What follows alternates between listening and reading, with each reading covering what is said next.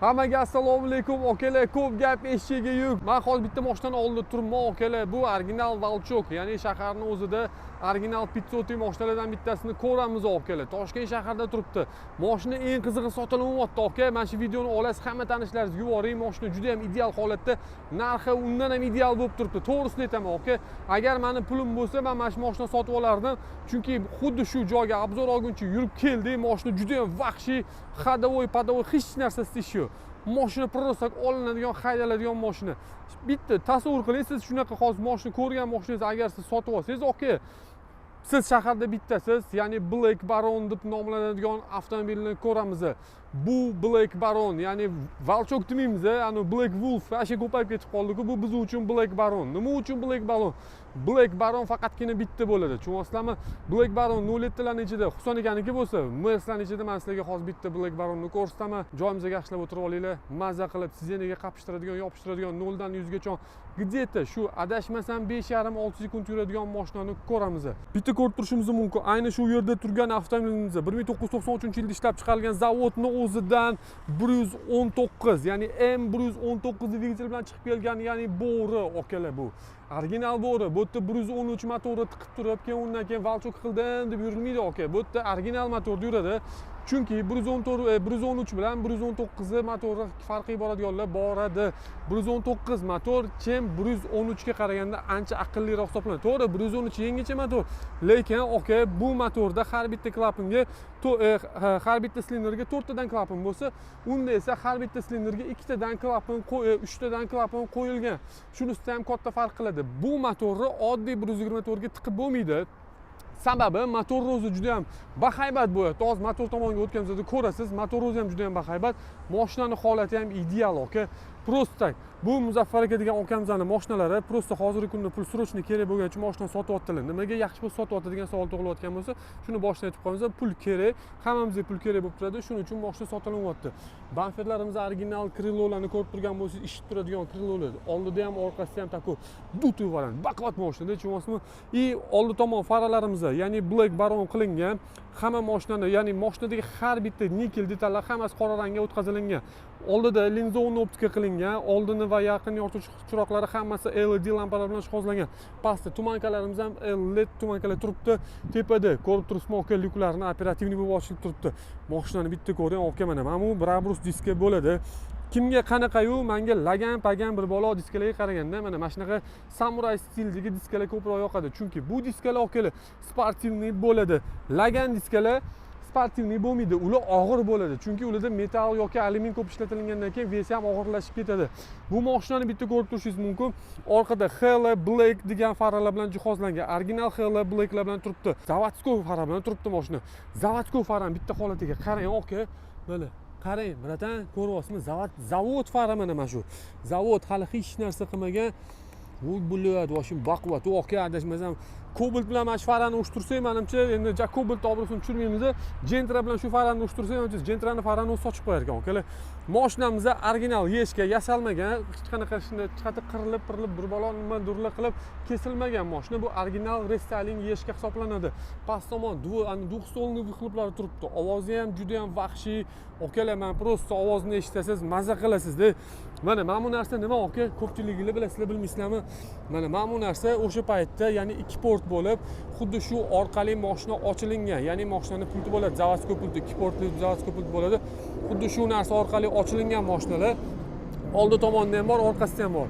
Original antennalarda mashinamiz endi prosta 0 dan 10 gacha bo'lgan bahoni kommentariyaga kirib beramiz. Ayni shu avtomobilni ko'rinishiga o'zim 2025-yil, 2026-yilni ko'zi bilan baho bersam aka, meni fikrim bo'yicha mana shu 4 dan 11 berib yuboraman. O'zi 10 berish kerak, lekin men 11 ham berib yuboraman.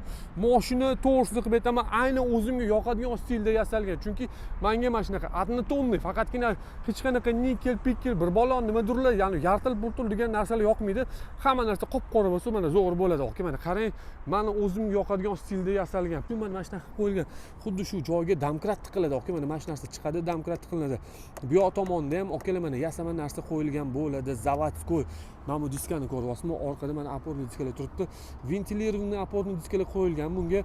Ya'ni oddiy 124 larda ham ventilyatsiyasi bo'lmaydi. Bularda ventilyatsiyali oporniy diskalar bilan jihozlangan. Brembo original Brembo supportlar bilan turibdi okalar. Mana bu ham original ko'ryapsizmi aka? Bu hech qanaqa sepilib yasalgan emas okalar. Bu narsamiz original supportlarimizni, oldi tomon supportlarimiz ham original kattagina support bilan turibdi. Oldi tomonda ham perforatsiyali, ya'ni tormoz bilan jihozlangan. Mashina juda ham vahshiy, Pirelli pokrishkalar bilan, yo Continental pokrishka ekanmi, xos Contini premium Continental pokrishkalar bilan jihozlangan, 18 razmer diski, ballonli. Voy aka, men просто tillarim aylanmay qolyapti. Tasavvur qiling, siz mana shu mashina sotib olganingizdan keyin sizni yoningizda o'tiradigan odam qanaqa mashinada o'tiradi? Bitta o'tirib ko'ramiz okalar. Eshikni ochganimizdan keyin ham bitta ko'rayotgan bo'lsangiz, bu yerda kojani обшивка aka. Qarang, koja aka, koja. Hamma yoq koja. Qatga qo'lingiz tegishdan qat'iy nazar faqatgina kojaga tegadi. Mana buni ko'ryapsizmi aka? 2026-yilda ham hamcha Gentra'lar chiqsa, bunaqa narsa bilan chiqmaydi aka. Bu tushunasizmi? Mana Trekkerda ham 12 ham yo'q narsasi bor aka. Mana buni ko'ring aka. Bu hammasi, ya'ni sidenlarimiz elektroprivodda. Hamma narsamiz ishlaydi. Mana shu yerga narsalarimiz sidenlarning o'zini ham bitta ko'rishingiz mumkin. Sidenya to'g'ri, bu yerda, ya'ni уже mashinaga tuning qilingan, xuddi shu narsamiz chexol tikib ustiga qo'yilgan. Mana mamet rangi bilan, mana bu rangi bir xil qilingan, o'rtada Alcantara, chetlari kojani, ya'ni ustidan nakitka kiydirilgan. Adashmasam bu nakitka. Lekin mashina sidenyasiga bitta o'tirasiz. Aka, mana hozir mana qarang, bismillah. Hammamiz birga o'tirdik. Tasavvur qiling. Mana shu, agar to'g'risini aytaman aka, mana Muzaffar aka shu videoni ko'rayotgan bo'lsalar, Alloh rozi bo'lsin, shunchalik mashinani obzorga berdilar. Mashina sotilyapti o'zi, lekin sotilayotgan mashinani aka, men bitta obzorga olib olay shuni desam, yo'q demasdan shunchalik olib chiqib berdilar, sizlar ko'rishinglar uchun. Shuning uchun ham aka, like bosmasangiz bo'lmaydi. To'g'risini aytaman, bu mashina meni prosta orzuyim, xuddi shunaqa mashinam bo'lish meni orzuyim. Katta motorli mashina men o'zim xohlayman, lekin hozir kun kelib Alloh meni shu narsaga qodir qilmadi. Vallohi agar meni misol uchun pulim bo'lganda, Allohga tepada Alloh ko'rib turibdi, yolg'on yo boshqa narsa yo'q. Men prosta maqtayotganim yo'q. Agar pulim bo'lsa, o'zimni men shu mashinani men sotib olardim o'zim. Aytiladigan narxi juda ham yumshoq narx bu mashina uchun. Agar misol uchun qilib aytganda 1 yil oldin, 2 yil oldin agar shunaqa pulga mana shunaqa original 500 sotib olsa bo'ladi deb savol tug'ilsa, men umrida sotib olmaydi, bunaqa narxga tushmasa kerak deb o'yladim. Lekin hozir kunga kelib xuddi shu insonning egasiga o'zlariga pul zarur bo'lib turgani uchun mashina narxini arzon qilib berib yuboradilar. Mana Mametda yana bitta salonda bitta narsani aytib o'taman. Tepalarimiz Alcantara уже qildirilgan, bu yerda hamma narsa tuninglar qilingan. Bu narsa o'zi 124 da bilasizlar, ya'ni temirli lyuk bo'ladi, lekin bu yerga shishali lyuk qo'yilgan. Shishali lyuk qo'yilgani sababi chunki temir baribir уже eskirgan bo'ladi, o'tda ana kapaliklari bo'ladi. Qo'yasiz, qo'yganingizdan keyin yarim yildan keyin sinib ketadi. Bundan ko'rsa 210 shishali lyuk qo'yib qo'yilgan. Lyuk o'zidan ko'rib turgan bo'lsangiz, juda ham katta lyuk bu yerda. Keyin lyuk 212 qo'yilgandan keyin xuddi shu plafonlarimiz ham 212 ga tushgan okalar bu yerda. Mana mashina o'zi ham 210 bilan 124 ni qilib, ya'ni akkuratni qilib yasal, Alcantara qilib yuborilgan. Salonni ham bitta ko'rishingiz mumkin. Orqasiga podgalonlik hammasi yotadi. O'shaning uchun bitta tomonini yotqizib qo'yganmiz, bitta tomoniga turibdi. Ya'ni bu ishlaydi degan narsa uchun, sizlarga ko'rsatish uchun. Sidenyalarimiz, kojinli okalar, rullarimiz original, original tablodagi benzin dachik hamma narsa ishlayapti. Men bundan oldin yana yurib keldik, оборот hammasi ishlaydi. Bu yoqda уже monitor qo'yilgan. Bu ham monitor original Mercedes-Benzniki bo'ladi, lekin bu mashinada monitor chiqmagan. Bunga lekin xuddi shunaqa monitor qo'yilgan, sababi GPS, PPS navigatsiyalarni ko'rish uchun. Past tomoniga bitta kelamiz, aka blokirovka turibdi. Blokirovkamiz ishlaydi. Orqa plafonniki, keyin eshikni quplab ochadiganlarniki, keyin bu yoqda avarinkan knopkasi, bu yoq tomonda podgalonga yotqizadigan narsamiz va orqa laboyi isitish, sovutish tizimiga ega bo'lgan mashina.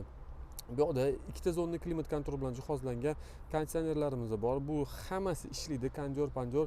Mana buni ko'rib turgan bo'lsangiz, bu yerda original Mercedes-Benz'ni 93-yilda chiqqan magnitofonni ham almashtirmaganlar. Sababi chunki bu endi bu mashina retro bo'lib qolish uchun xuddi shu narsa turibdi.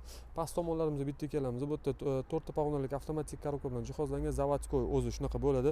4 ta oynamiz ham elektroprivodda jihozlangan. 4 ta oynamiz mana shu narsani o'zi okalar, mana to'g'risini qilib aytaman, mana shu narsani o'zi normalniy pul turadi. Mana bu narsani o'zi prosta mana bu chiqib tushadigan narsa bor-ku, prosta mana Mana shu narsani o'zi adashmasam sotib olmoqchi bo'lsangiz, o'zi ko'chadan где-то $150 ga yaqin turadigan narsa adashmasam, mana shu narsani o'zi mana pastdagi ham xuddi shunaqa pulga yaqin turadi.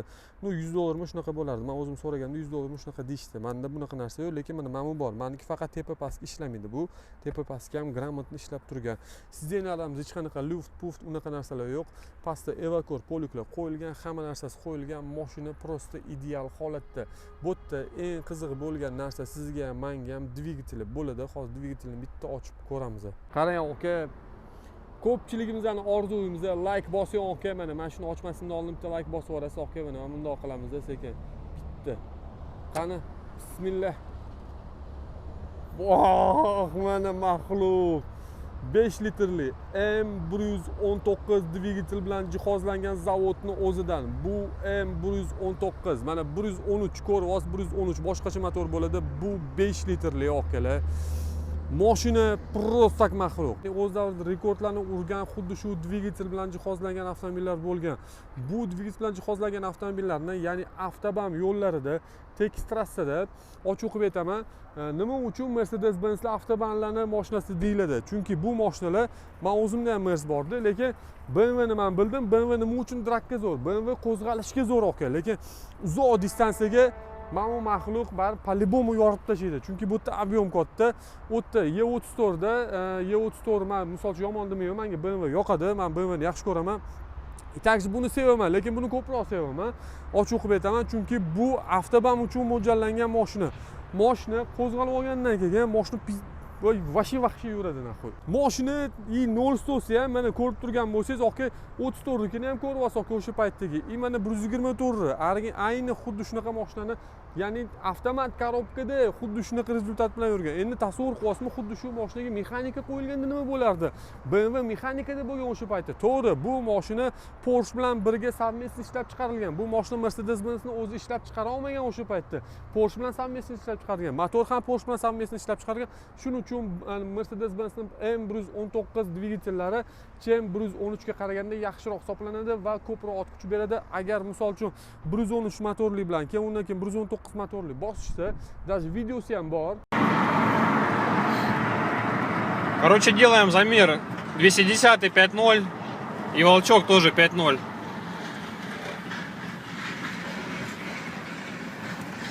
По сигналу подожди. Сейчас дождемся, у них зеленый загорится. По третьему сигналу. Третий сигнал. По третьему сигналу. Подожди. Ну что, они там разъехались?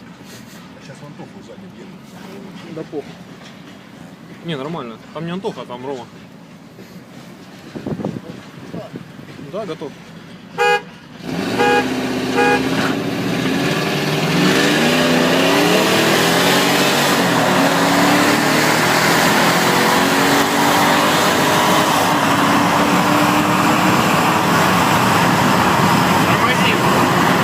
Ko'rdingiz aka, ya'ni 119 motorli, 113 motorli, 120 motorli choyni ham ichiradi, boshqa narsasini ham qiladi. Chunki bu motor unga qaraganda ancha производительный va prosta bu motorni nima uchun qo'yishmaydi degan savol tug'ilayotgan bo'lsa, bu mashinani motori уже ishlab chiqarishdan to'xtatilgan.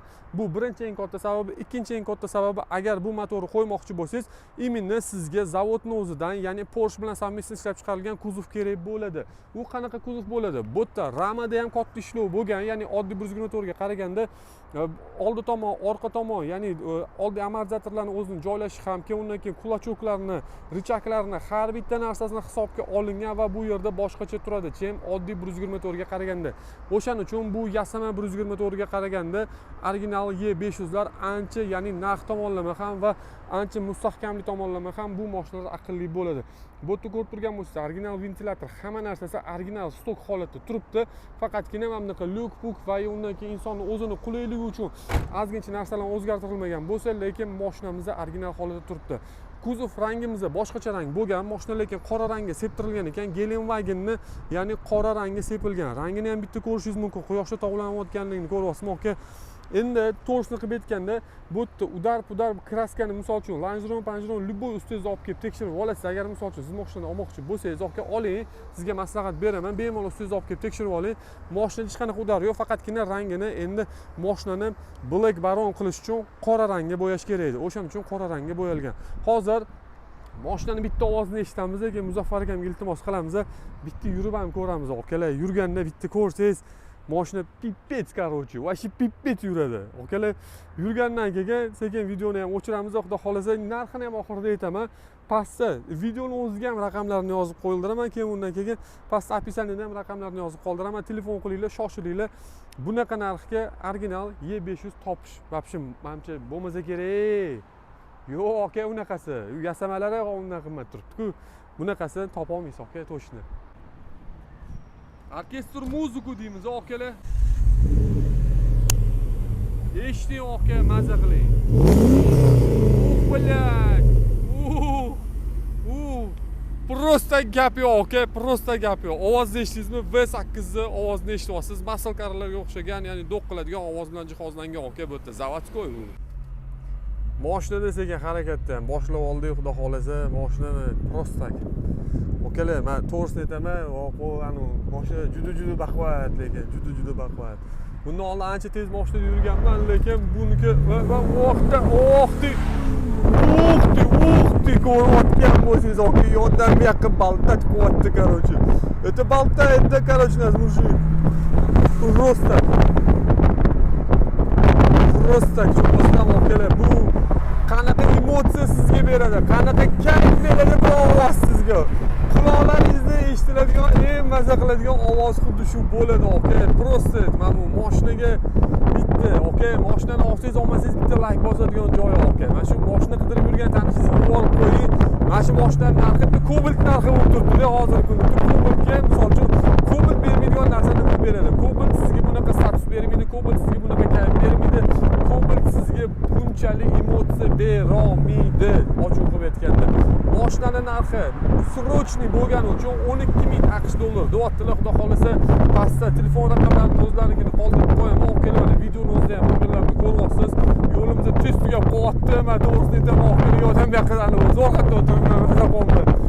Okalar, короче, sotib olishga stoyitmi degan savol tug'ilayotgan bo'lsa, 100 dan 100 stoyit mashinani sotib oling. Agar meni obunachim siz sotib olsangiz, aka, mana shu mashinani bilaman, hozir men mashinalarni qidirib yuribsiz. Sizga shu mashina ma'qul, aka.